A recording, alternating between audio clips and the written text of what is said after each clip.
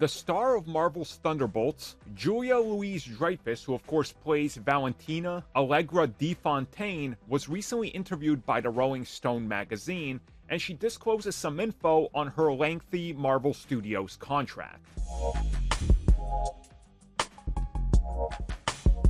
So we know that Marvel Studios in recent years has substantially stepped back in terms of the amount of contracts they offer at once, and now it's a 1 to 2 at a time instead of the old 8, 10, 12 or more that they used to do previously, trying to lock in actors. So when Rolling Stone magazine asked her about the upcoming Thunderbolts and whether she has a future in the MCU and just how long her contract is, she said that she's going to be there for a while.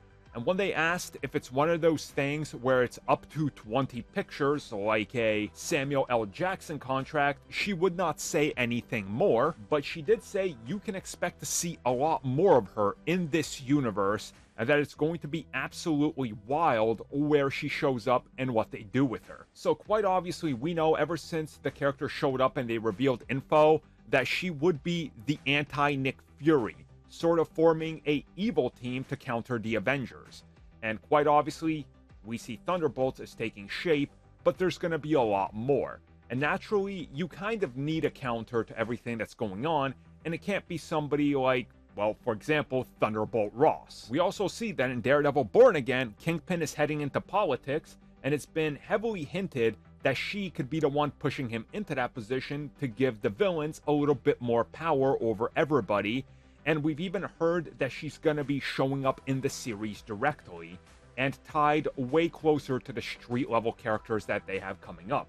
So this sort of all, I think, sets up this through line that we're seeing form in the background that if you just pay attention makes a whole lot of sense.